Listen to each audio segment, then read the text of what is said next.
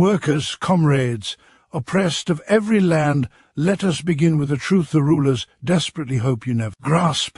The world you inhabit is not the world that must exist, but the world that serves those who rule. What you are told is natural, inevitable, or unchangeable is nothing more than the frozen will of a dominant class, preserved through power, property, and fear. History is not moved by obedience. History is moved by courage. Every society that has ever existed has been built upon struggle between those who labor and those who live from the labor of others. This is not a moral accident. It is the very structure of class society. Capital presents itself as progress, as efficiency, as freedom. Yet beneath this polished mask lies exploitation, the systematic extraction of human life into profit, the reduction of living labor into a mere instrument of accumulation. The worker creates everything yet owns nothing. The factory, the machine, the land, the knowledge produced by generations of human hands are seized and privatized by a minority who contribute nothing but ownership itself. This is the great contradiction of capitalism. Those who produce wealth are impoverished by its production, while those who produce nothing grow powerful by possession. And how is this injustice maintained? Not by chains alone, but by ideas. The ruling class does not merely control factories and banks, it controls consciousness. It teaches the worker to blame himself for poverty, to see competition as freedom, and to mistake survival for dignity. It fragments the working class, divides it by nation, race, religion, and identity so that it never recognizes itself as a unified historical force.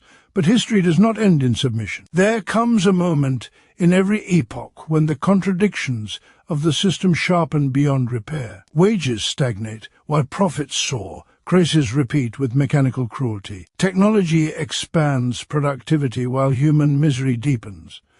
Capital devours even time itself, converting every hour of life into a commodity. In this moment, the illusion of harmony collapses, and the question of courage emerges. Courage is not an individual virtue. Courage is collective awakening. It is the moment when workers cease to see themselves as isolated sellers of labor and recognize themselves as a class. It is when the oppressed refuse to ask for mercy and instead demand justice. It is when the masses understand that the power towering over them exists only because they sustain it with their labor. The ruling class trembles not at protest alone, but at organization. They fear the union, the collective, the party, not because of violence, but because of consciousness. For once the working class understands its position in history, capitalism loses its greatest weapon, resignation. Let us be clear. The world will not be transformed by appeals to morality from those who profit from immorality. No system has ever dismantled itself out of kindness. Rights are not granted, they are seized. Progress is not gifted, it is forced into existence by struggle. The courage to stand up is therefore revolutionary. It shatters the myth of inevitability. It reveals that laws, markets, and institutions are human constructions, and what humans have built in exploitation, humans can rebuild in solidarity. Imagine a society where production serves human need, not private profit, where labor is not alienated but meaningful, where technology liberates time instead of enslaving it, where the wealth created collectively is owned collectively. This vision is dismissed as impossible only because it threatens those who benefit from the present order. Yet every so-called impossibility of history, the end of feudalism, the rise of democratic rights, abolition of absolute monarchy was achieved by those who dared to defy what power declared eternal. Comrades, the future does not belong to capital. Capital has no loyalty, no nation, no soul. It expands until it collapses under its own contradictions. The future belongs to the organized, conscious, courageous working class. Stand up not as individuals begging for relief, but as a class demanding transformation. Organize not to reform exploitation, but to abolish it. Struggle not for crumbs from the table of capital, but for ownership of the table itself. The courage to stand up does not merely resist the world as it is. It creates the world others were taught to believe could never exist. Workers of the world, recognize your power, unite your struggles, and take history into your own hands. Society is shaped by class struggle, not by any natural or eternal order imposed from above. What is presented as the way things are is in fact a historical outcome of conflict between classes with opposing interests. At every stage of human development, the organization of society has reflected the balance of power between those who control the means of production and those who are compelled to labor within them. Kings did not rule because nature ordained crowns, nor do capitalists rule because markets are laws of physics. Power crystallizes where material control is concentrated, and social structures arise to defend that concentration. The notion of a natural social order is one of the most effective myths ever constructed by ruling classes. By portraying existing relations as inevitable, they erase the violence, dispossession, and struggle that produced them. Feudalism claimed divine authority. Capitalism claims economic necessity, yet both rest on the same foundation, the domination of one class by another. What changes is not the existence of exploitation, but its form and justification. Each ruling class invents an ideology that transforms historical arrangements into timeless truths, concealing struggle behind tradition, law, or common sense. Class struggle emerges wherever surplus is produced and appropriated. The moment labor creates more than what is necessary for survival, a question arises: who controls that excess? Those who seize it construct systems of ownership, law, and coercion to protect their position. Those who produce experience alienation, deprivation, and dependence. This antagonism is not a failure of morality or cooperation, it is embedded in the material organization of production itself. As long as a minority owns productive resources, and a majority must sell its labor to survive, conflict remains unavoidable. Capitalist society intensifies this contradiction, while pretending to dissolve it. It proclaims equality before the law while institutionalizing inequality in the economy. Workers are formally free, yet materially compelled to sell their labor power in order to live. The wage contract appears as a fair exchange, but it conceals exploitation, as the value produced by labor exceeds the wages paid. Profit is not generated by innovation alone,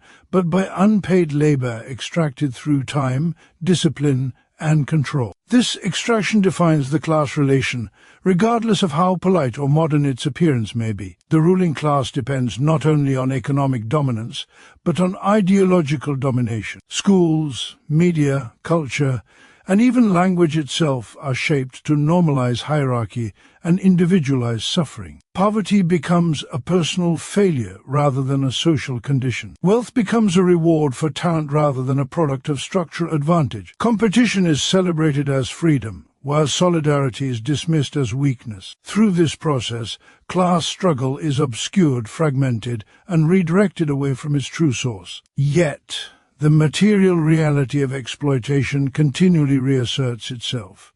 Economic crises expose the instability of the system. Technological advances increase productivity but concentrate wealth, throwing workers into precarity rather than liberating them. Wages stagnate while profits accumulate. Housing, healthcare, and education become commodities instead of rights. These conditions are not accidents or mismanagement, they are expressions of class power operating according to its own logic. Each crisis sharpens contradictions and forces society to confront the limits of the existing order. History advances when these contradictions become conscious. Class struggle is not merely an economic process, but a political and intellectual one. When workers recognize themselves as a class, they begin to see through the myth of natural order. They understand that laws protecting property are not neutral, that states serve dominant interests, and that what appears permanent is in fact fragile. This recognition transforms isolated grievances into collective struggle and personal despair into shared purpose. Every major social transformation has been driven by this awakening. Feudal lords did not voluntarily relinquish power, they were challenged by emerging classes whose material interests conflicted with the old order. The bourgeoisie once spoke the language of liberation against aristocratic privilege, only to later become a ruling class, defending its own dominance. Today, the working class stands at the center of production, sustaining the entire social system, yet excluded from real control over it. This position gives it not only the greatest interest in change, but the greatest capacity to enact it. There is nothing natural about a world where abundance coexists with deprivation, where human creativity is reduced to survival, where the many toil so the few may accumulate. Such a world persists only because its contradictions are managed, delayed, and obscured. Class struggle reveals that beneath stability lies tension, beneath order lies coercion, and beneath obedience lies the latent power of collective action. As long as exploitation continues, resistance remains present, sometimes silent, sometimes erupting, always shaped by the material conditions that give rise to it. Capitalism thrives on the exploitation of labor because its very existence depends on extracting value from human work,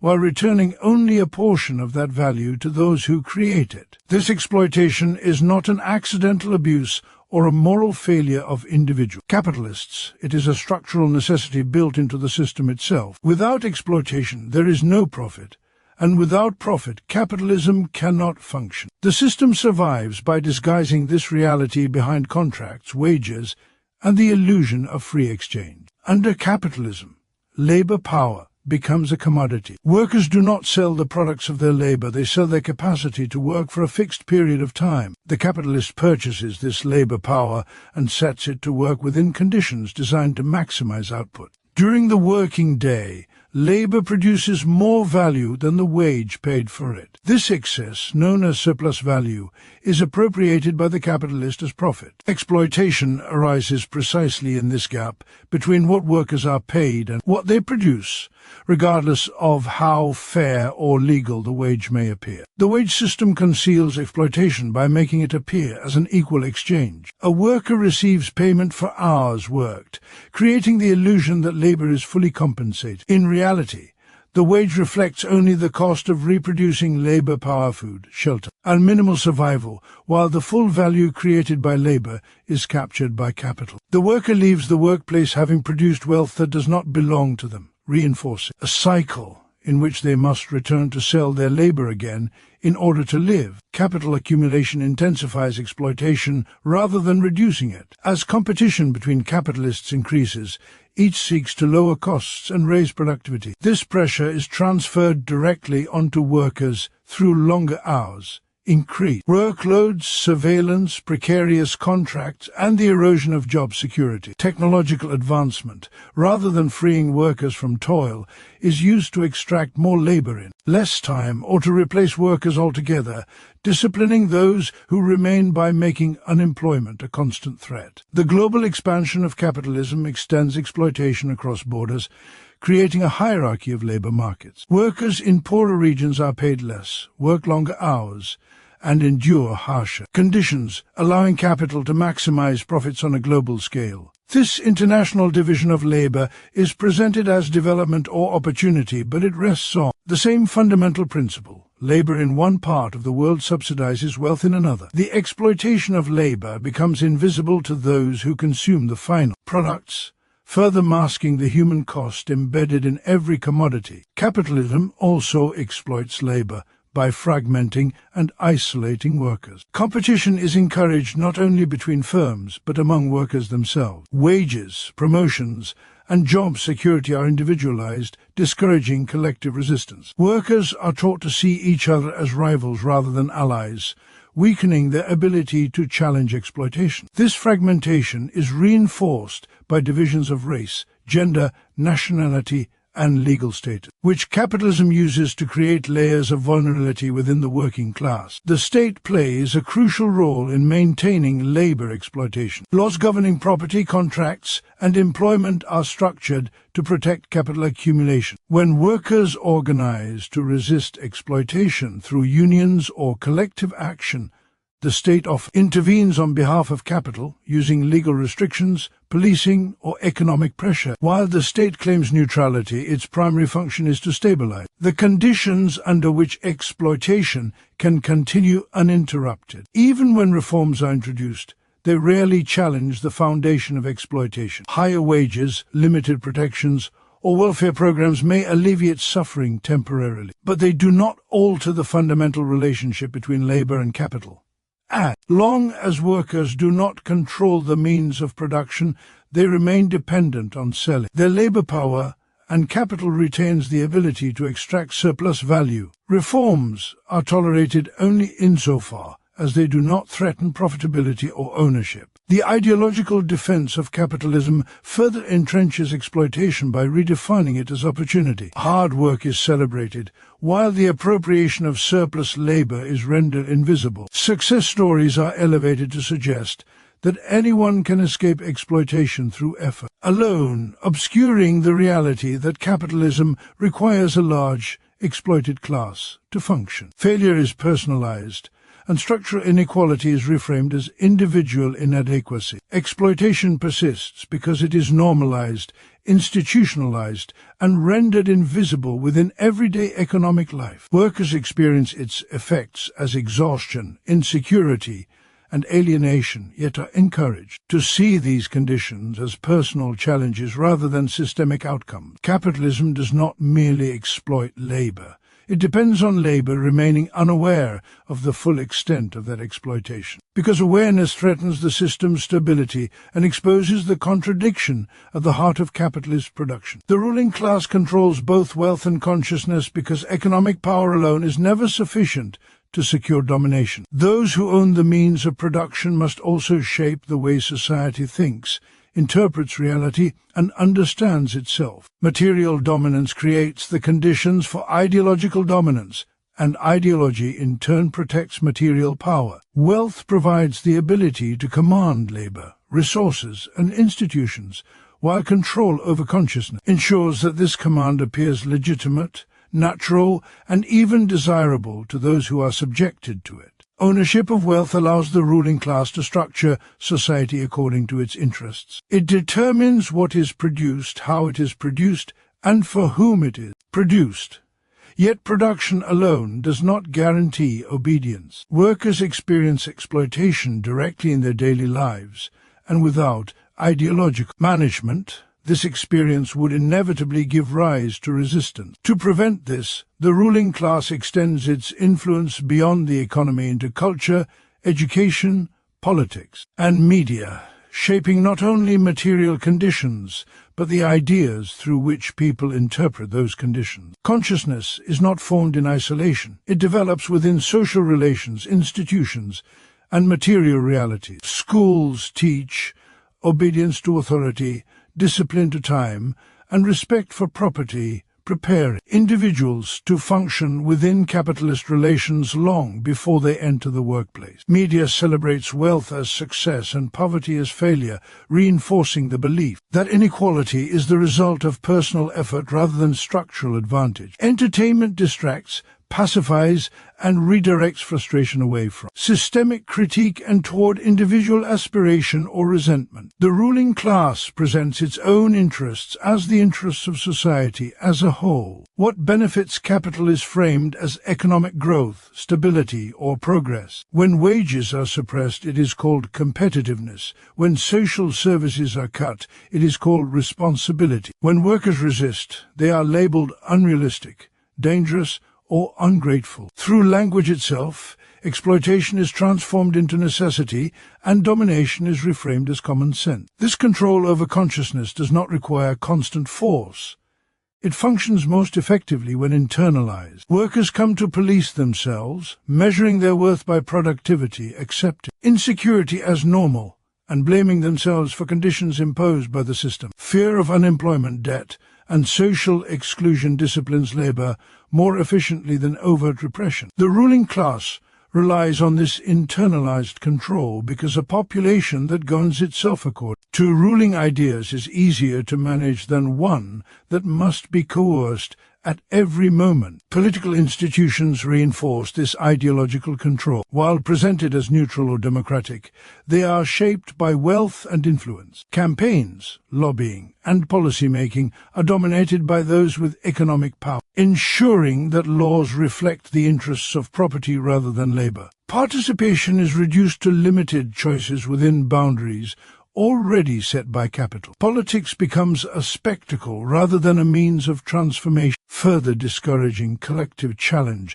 to the existing order. The fragmentation of consciousness is one of the ruling class's most effective tools. Workers are divided along lines of nationality, race, religion, gender, and culture, preventing them from recognizing their shared position within the system of production. These divisions are amplified and exploited, turning social tensions sideways instead of upward. Anger is redirected towards scapegoats rather than structures, allowing exploitation to continue uninterrupted while conflict appears everywhere except at its source.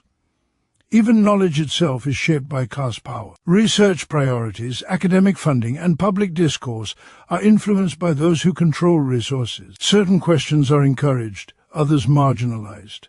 Structural critiques of capitalism are dismissed as outdated or extreme, while market-based solutions are treated as the only realistic option. What is excluded from discussion becomes as important as what is allowed, narrowing the horizon of what people believe is possible. Yet consciousness is never completely controlled. Material conditions constantly produce contradictions that ideology cannot fully resolve. Workers may accept ruling ideas in theory, yet experience their falsity in practice through exploitation, insecurity, and alienation. These experiences create cracks in ideological domination, moments where reality collides with belief.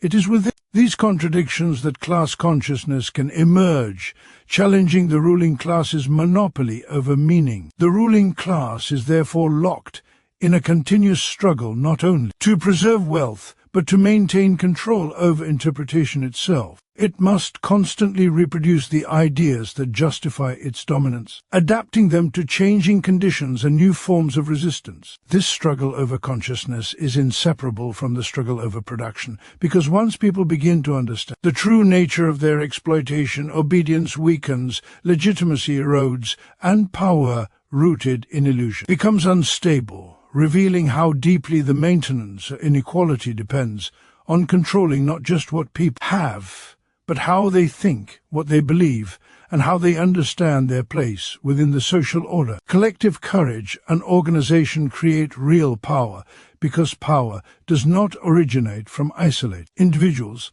but from coordinated human action rooted in shared material conditions. Alone, the worker is vulnerable, replaceable, and easily disciplined. Together, workers become a force capable of disrupting production, challenging authority, and reshaping social relations. The strength of the ruling class lies not in numbers, but in organization. The strength of the oppressed emerges only when they recognize this and respond in kind. Courage, when understood individually, is easily neutralized. Acts of personal defiance can be punished, ignored, or turned into symbolic gestures that leave the underlying structure untouched. Capitalism tolerates individual rebellion precisely because it does not threaten systemic control. Collective courage is different. It arises when fear is confronted together, when risk is shared, and when individuals understand that their survival and dignity are bound to others who face the same conditions. This shared courage transforms anxiety into determination and isolation into solidarity. Organization gives courage, durability, and direction. Without organization, anger dissipates, resistance becomes reactive, and struggle remains fragmented. Organization allows workers to coordinate their actions, articulate common demands, and sustain pressure over time. It transforms spontaneous outrage into strategic power. Through unions, councils, assemblies, and political movements, workers move from reacting to injustice to actively shaping outcomes. Organization turns the working class from a collection of individuals into a conscious social force. Real power under capitalism is rooted in production. Workers collectively operate factories, transport systems, offices, farms, and digital infrastructures. When organized, they possess the ability to interrupt the flow of profit that sustains the ruling class. Strikes, slowdowns, and collective refusals reveal a fundamental truth. Often concealed by ideology, capital depends entirely on labor. Machines do not operate themselves, and wealth does not generate itself. Organization makes this dependency visible and actionable. The ruling class understands this threat and works tirelessly to prevent collective organization. Legal restrictions, surveillance, union busting, precarious employment, and ideological attacks are designed to weaken solidarity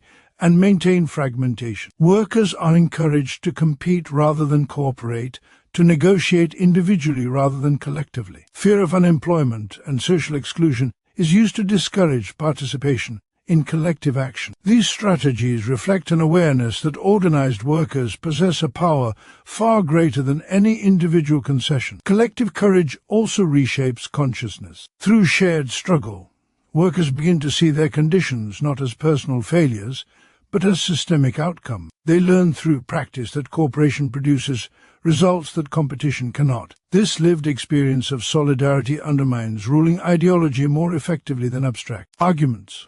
Organization becomes a school of political education where awareness, developed through action and theory, is tested against reality. History demonstrates that every significant gain made by the working class has emerged from organized struggle. Shorter working hours, safer conditions, high wages, and political rights were not gifts from benevolent elites. They were concessions forced by collective pressure. Even when these gains are later eroded or reversed, their existence proves that power can be extracted from the ruling class when workers act together. Organization does not guarantee permanent victory, but it creates the only terrain on which victory is possible. Collective power also extends beyond the workplace. Organization allows workers to challenge the political and cultural dominance of the ruling class. It enables the creation of alternative institutions, independent media, and political movements that contest capitalist control over the state. Through organization, workers move from resisting exploitation within the system to questioning the system itself. This shift marks the transition from defensive struggle to transformative potential. Courage becomes contagious when it is collective. Each act of resistance lowers the threshold for others to act. Fear recedes when people realize they are not alone, that retaliation can be met with solidarity, and that sacrifice is shared rather than individualized. Organization sustains this courage by providing structure, support, and continuity. It ensures that setbacks do not dissolve the movement, and that lessons learned through struggle are preserved and transmitted. Real power is not granted by institutions built to serve capital. It is constructed from below through collective effort, discipline, and resolve. Organization does not eliminate risk, but it redistributes it, making it manageable rather than paralyzing. Collective courage does not emerge from optimism, but from necessity forged under conditions where compliance offers no security and submission provides no future. When workers organize, they transform their shared vulnerability into shared strength,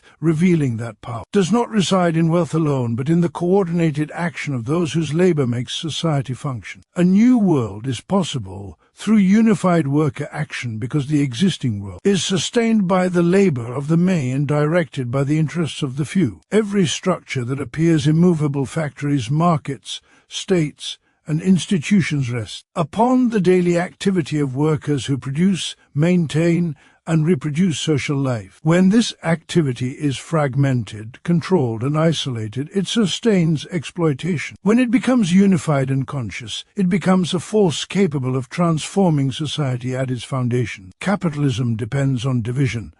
Workers are separated by industries, borders, identities, and contracts. Each group encouraged to see its struggle as isolated and unique. This fragmentation weakens resistance and conceals the shared source of exploitation. Unified worker action begins with the recognition that despite surface difference, workers occupy the same structural position within the system of production. They sell their labor power to survive, create value they do not control, and remain subject to decisions made by owners and managers whose interests are fundamentally opposed to theirs. Unity does not erase differences. It organizes them around common material interests. When workers act together, they challenge the logic that pits them against one another. Collective struggle replaces competition with solidarity and transforms vulnerability into strength. The act of unification itself alters consciousness, allowing workers to see that their conditions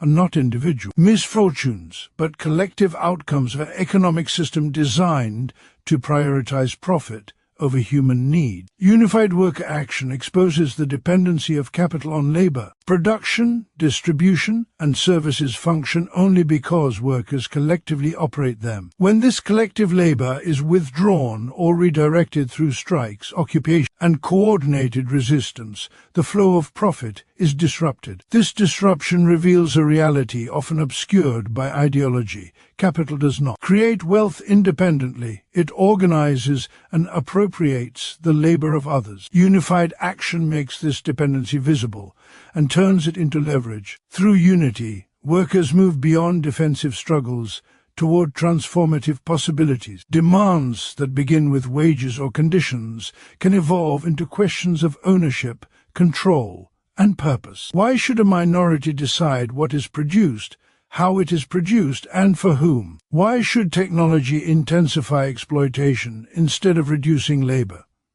Why should abundance coexist with insecurity? Unified action allows these questions to move from abstract critique into practical struggle. The creation of a new world requires organization that extends beyond moments of protest. Sustained unity demands structures capable of coordinating action, resolving internal conflicts, and articulating collective goals. Through unions, councils, assemblies, and political movements, workers develop the capacity to govern their own struggles. These forms of organization are not merely tools of resistance, they are early expression of an alternative social order based on cooperation rather than domination. Unified worker action also challenges the ruling class's control over political power. States present themselves as neutral arbiters, yet they function to preserve existing property relations. When workers organize independently, they begin to contest this power, force concessions, and exposing the limits of formal democracy under capitalism. Political unity enables workers to intervene not only in workplaces but in the broader direction of society, reshaping laws, priorities,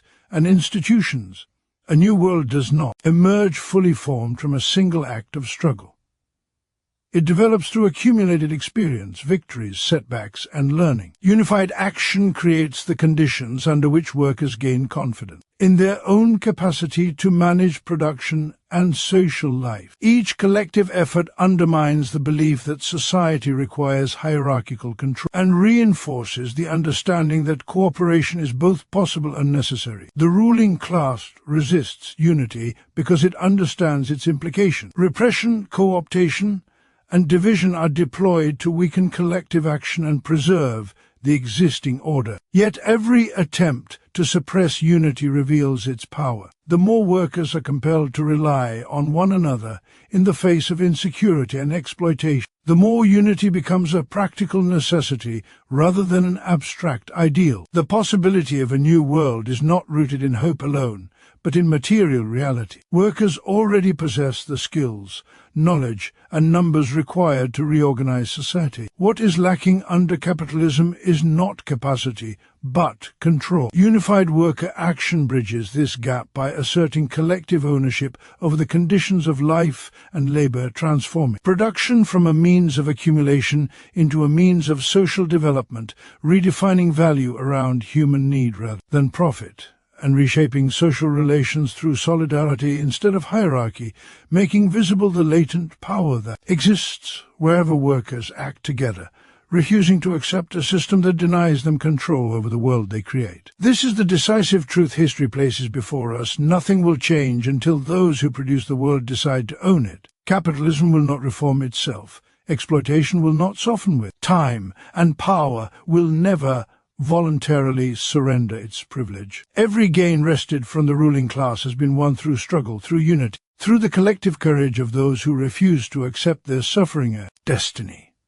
The working class is not powerless, it is disorganized. Once organized, it becomes the most formidable force society has ever known. The future is not written by markets, elites, or inherited authority.